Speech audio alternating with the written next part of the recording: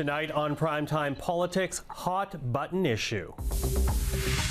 The responsible people for this issue have been reassigned within the campaign.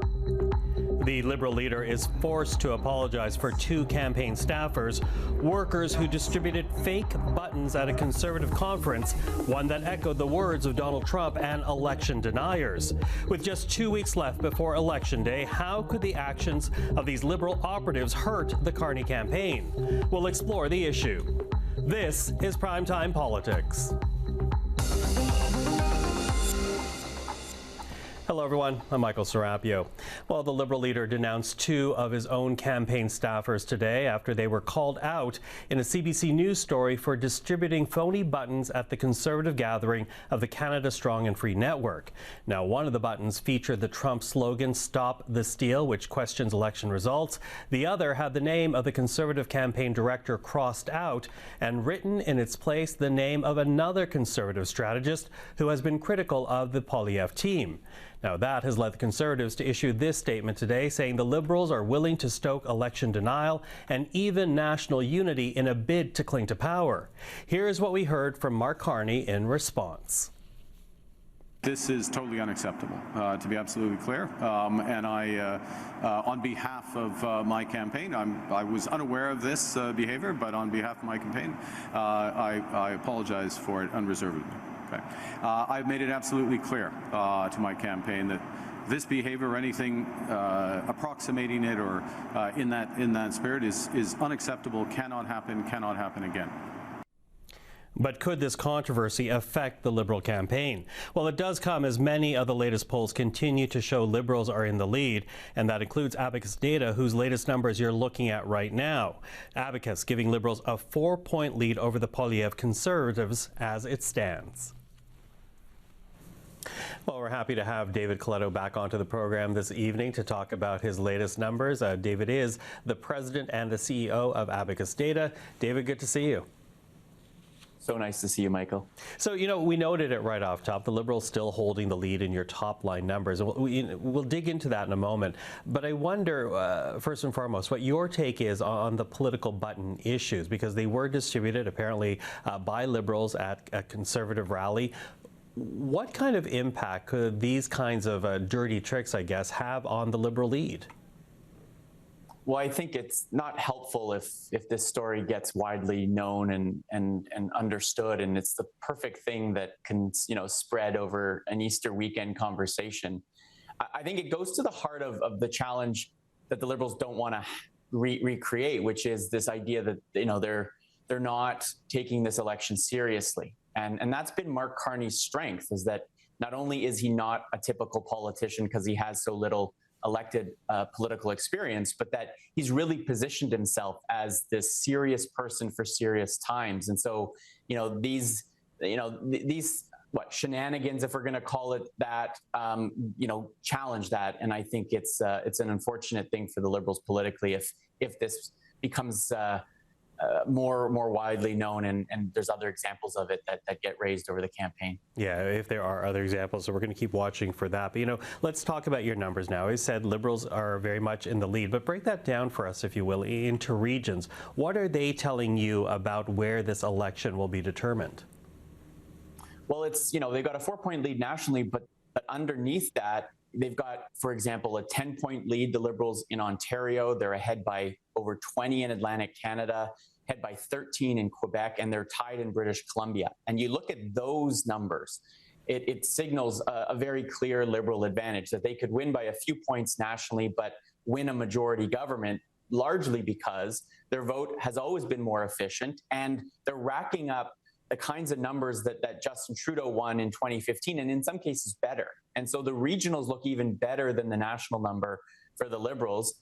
And that's why, I think by all accounts right now, they have the advantage with 2 weeks left to go. Okay, regionals looking better than national, which I think explains when people are talking about the Liberals are headed towards a majority. It helps really illustrate that. But are there any swings or trends that you're watching out for? Because yes, we're past the halfway mark in this campaign, but there's still a couple of weeks left in this. There is, and more than about 4 in 10 Canadians say they haven't yet made up their mind fully. We know that close to a third may not even make up their mind before that last weekend, before they go and vote. But there are a few things. This is debate week, and we know that in our research, Canadians overwhelmingly say they're going to likely tune in. 58% say they're going to tune into the English debate. About a quarter say they'll tune into the French. And so I think there's a lot of people out there who have a sense of who these leaders are, have a sense of how they might vote, but might be tuning in to see this one chance in their own language of the leaders standing side by side, and to do that comparison as debates can do. Now, we might find after the debate that nothing really changes because these debates simply reinforced what people already thought.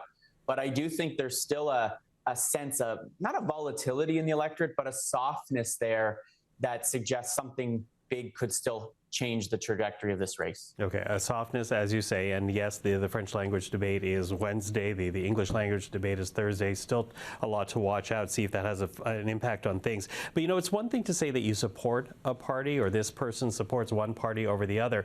It's another thing for that person to actually go out and vote. I'm wondering, when you look at your data sets, David, is there anything that might tell us about how reliable the support is for political parties, how much they can actually bank on the numbers that we're looking at right now?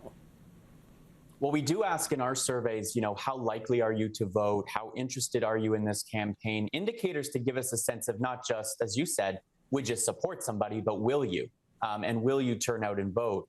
And there are two things that stand out. The one is we do see that Canadians, even today, are more interested in this election campaign than they've been for the last two, which is a good sign in terms of engagement and turnout. And two, when we ask people, are you going to vote? More about 68% of Canadians say they definitely will be. Now, there's big differences depending on how old you are. Those under 30, just about half say they're definitely going to vote. That rises to close to 8 in 10 or more among those over 60. So there's still a big age difference. But right now, I still have this sense, based on the research that we're seeing, that Canadians are tuned into this, and that means there's interest. And there's been debate about whether these polls are real, whether you can believe them, because a lot of people point to Pierre Poilievre's rallies and say, well, look at the energy there. Well, the data backs that up. Conservatives are engaged in this election. The problem politically for them is so too are Liberals. And so you almost have no real advantage to either party on who their supporters are most likely to turn out and vote on election day. Mm-hmm. Very interesting to keep in mind. We talk about the debates coming up, and I said the French language debate was first, but of course we had a little bit of a preview, or at least Quebecers did last night, because of Tout, monde, parle, where both Mark Carney and Pierre Poilievre made appearances, interviewed separately during that program. I wonder what you are finding right now on leaders' impressions, because certainly when it came to Monsieur Poilievre, there were many questions from the hosts of Tout le monde en parle about his character, and getting onto whether or not he was being too blunt or too harsh. What are Canadians telling you about leader impressions right now at this point in the campaign? Well, I think that reflects what a lot of people are thinking, right? They're two very different. If you take Mr. Carney and Mr. Poilievre, I think Canadians would look at both of them and say these are two very different individuals, both in terms of their experience, but also in terms of their approach to communication, to how they're likely to govern. And I think, over the last 2 years, a lot of Canadians were looking at Mr. Poilievre and saying, that's the kind of energy I want. I want somebody who's reflecting the frustrations I'm feeling, the anger I feel in some cases. But today, I think there's more who are actually looking for a calmer, stabler, kind of less disruptive force. And so that's really what this election, I think, has ultimately been about, is what kind of leader are we looking for? It's not so much about policy. And so I think these debates actually will create an opportunity for people to see both of these leaders and the others, and get a sense of what kind of leadership do they want. And it's not just about, again, what are you going to do, but how are you going to do it? And I do think that Mr. Poilievre has been almost on his back foot a little bit because of comparisons with Donald Trump and the like that have turned some people off, particularly women generally, and particularly some young women in particular. Okay, well, interesting point in the debate, interesting discussion as always, David. Thank you for that. David Coletto of Abacus Data. Thanks, Michael. Well, you just heard me mention Tout le monde parle with David, and last night both the Liberal and Conservative leaders did appear on the popular Quebec program, not together, but on the same night, beginning with Pierre Poilievre. Un changement. Now, the Conservative leader was immediately asked about his bad polling numbers, about comparisons to Donald Trump, and why, despite the smiles last night, there were times he came off abrasive. And as for the Liberal leader, he was quizzed on Quebec culture, how he was any different than Justin Trudeau, and what he thought about Quebec's secularism law.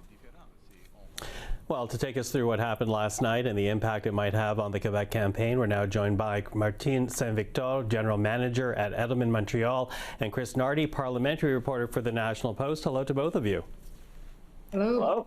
So, you know, appearing on Tout le monde parle essentially is a rite of passage now in any Quebec campaign. We see it last night. You know, it may surprise people outside Quebec at just how tough the questions can be, given the fact this is also a show where they're often sharing a glass of wine. But, you know, there were some tough questions last night. So, Chris, beginning with Pierre Poilievre, what do you think the Conservative campaign was hoping to achieve with this appearance last night?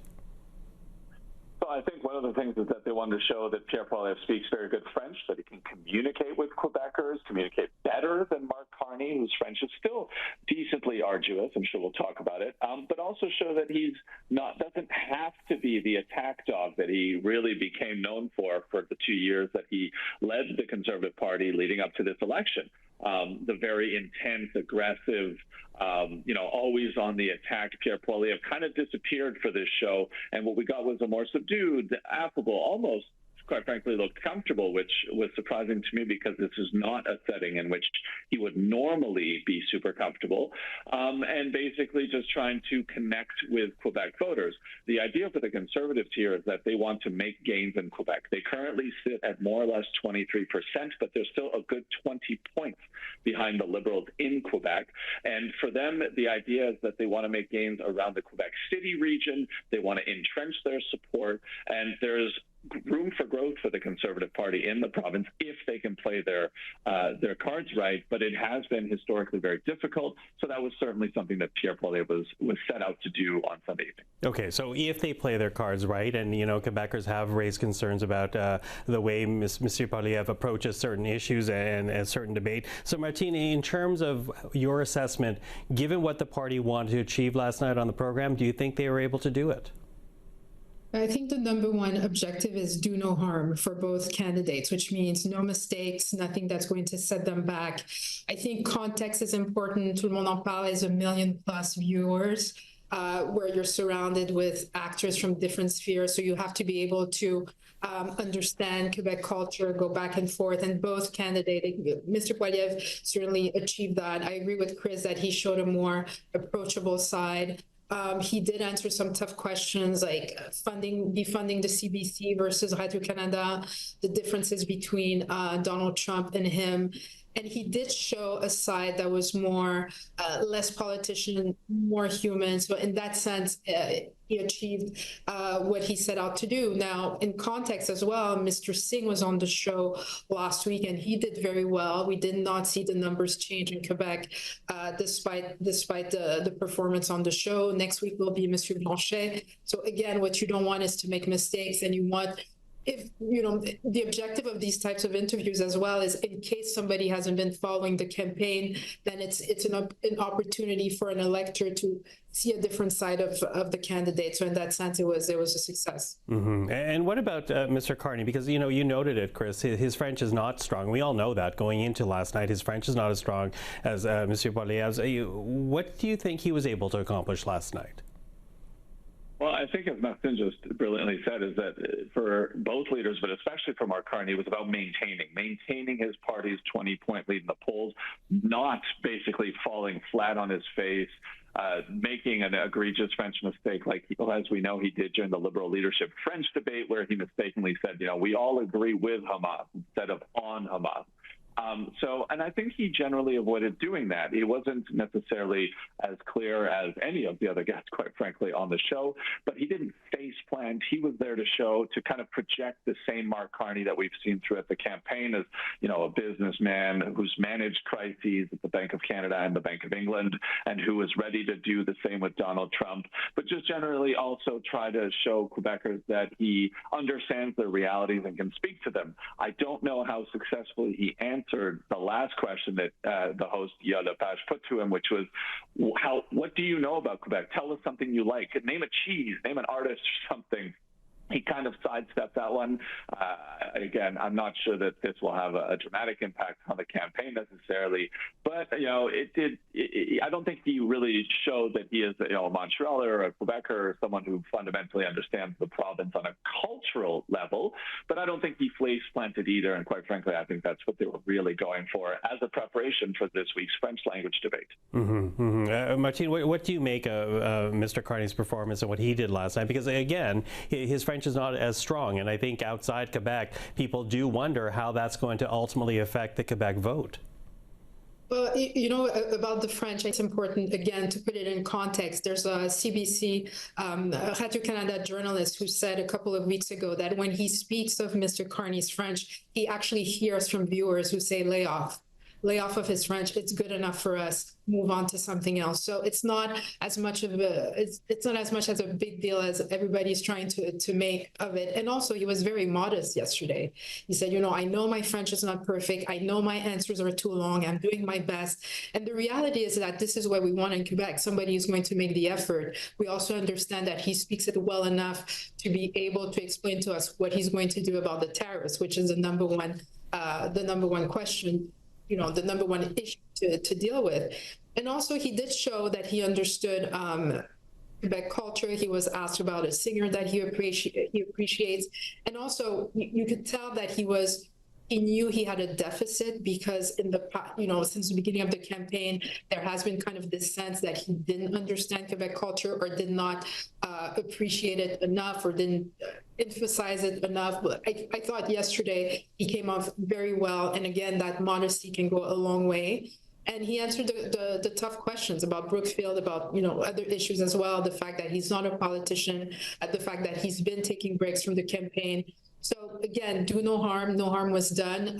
Is it going to add to his lead? I'm not sure, but at least I don't think he lost any electors yesterday. Okay, listen, I only have about 30 seconds left, so Martine, I'm going to ask it of you because we talk about the importance of Tout, monde, parle.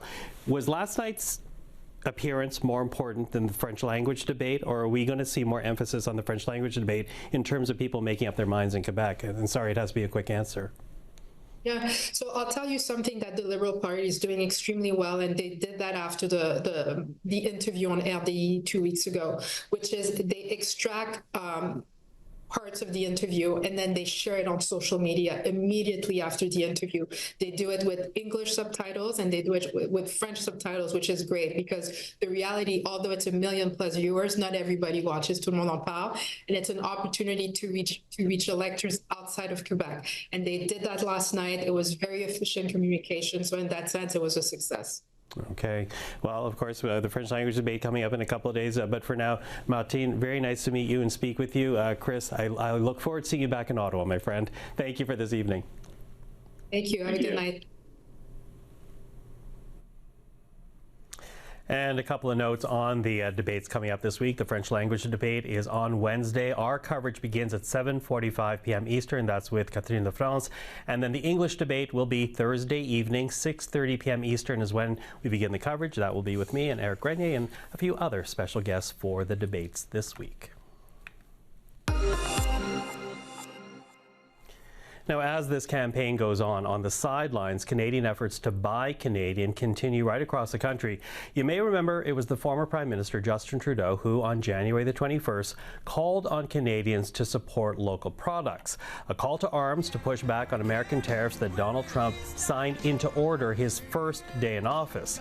Well, since then, the movement has only grown and, according to a new BMO report, has and will have a significant impact on the economy. Well, with more on the Buy Canadian effort, we're now joined by Robert Kavcic, senior economist with BMO Capital Markets. Robert Kavcic, thank you for being here. Great, thanks for having me. So you've now measured the potential impact of these efforts. What could buying Canadian do for the national economy? So there are a number of ways that this can actually filter through the Canadian economy. There's the simple things that we hear about anecdotally, like Canadians, let's say, going into their grocery store and buying product of Canada goods, as opposed to things made in the USA or made elsewhere. That's pretty straightforward. We can see shifts in things like travel patterns, which are happening right now as we speak, and then we can also see shifts in just the way government allocates dollars around different suppliers and things like that. So add it all up and we make a few estimates and a few assumptions based on the domestic content of goods and things like that, and how much of the consumer basket shifts around. And we can reasonably come up with something about a $10 billion impact, which is, at least 2 or 3/10 of a percentage point on GDP growth. So it's pretty meaningful. Meaningful, but presumably not enough to offset the Trump tariffs. Is that fair to say? Oh yeah, that's fair to say. I mean, the shock from the trade war itself and any potential tariffs as they've been outlined would probably be cutting growth by, let's say, roughly 1.5 percentage points for Canada on a full year basis. So we're still kind of rounding in terms of the impact of this shift to Buy Canada, but it would certainly work to dampen some of the impact for sure. Yeah, dampen it, as you say. I'm wondering what kind of buying would have the greatest impact, though. You mentioned a few things there, but if, for example, you take the example of Canadians deciding to stay here in Canada over the summer holidays as opposed to spending their tourism dollars elsewhere, is that the type of effort that would have more impact than perhaps, say, grocery shopping?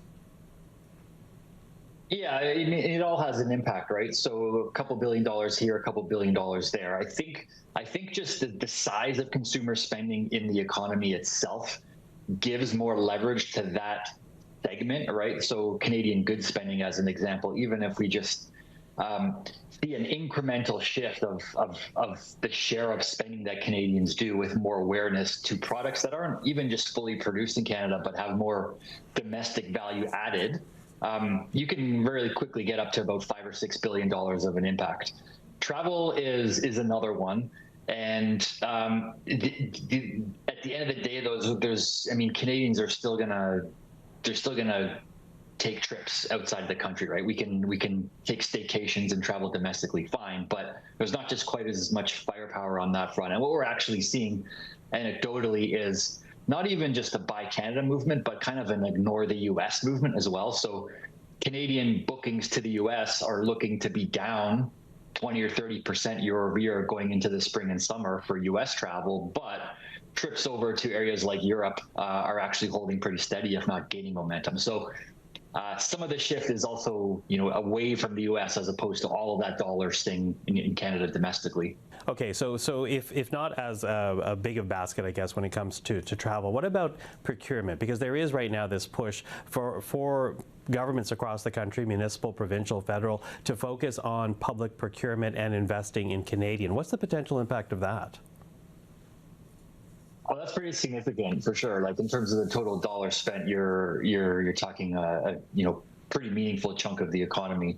And even just looking across the OECD, I mean, Canada is a pretty heavy procurement country in terms of just the amount of dollars spent as a share of the economy, right? So the trick with that is to estimate realistically how much can be shifted around and how much is already going to Canadian sources. And by most accounts, the vast majority is already going to Canadian sources. Or the other issue is that, from a measurement perspective, you do have a lot of Canadian domiciled businesses that might have a Canadian business number, but ultimately see profits flow back outside of the country as well. So it's a little bit tricky to put an actual measurement on it, but the scope of dollars there, just an incremental shift by the federal, provincial, or the municipal government could have a meaningful impact. So again, we estimate another couple $1 billion added on from that front in terms of, the Buy Canada impact on the overall economy. I do think that, because of kind of the hurdles and the logistics of shifting those dollars around, it's a lot slower to see the response than, say, at the consumer level, where you see social media kind of proliferate and push people towards Buy Canada almost overnight. the procurement aspect of this will probably filter in a little bit more gradually over a number of years going forward. Okay, so we go back to individual buying. So if that's the case, then Robert, if the federal government wanted to support Canadians in this effort to buy Canadian, to shift money and spending habits to this country, what kind of public policy could be pursued to help make that happen? Well, I mean, there's just simple transparency of making it apparent what actually has a lot of Canadian value-added content in it, right? And there are labeling requirements that we have in Canada for things like goods, especially. The private sector and social media itself has kind of stepped in here to kind of proliferate a number of tools for Canadians to really quickly check what has Canadian content. So there is that, and even retailers themselves have kind of taken a step to make labeling pretty obvious on that front. So that's helped at the consumer level.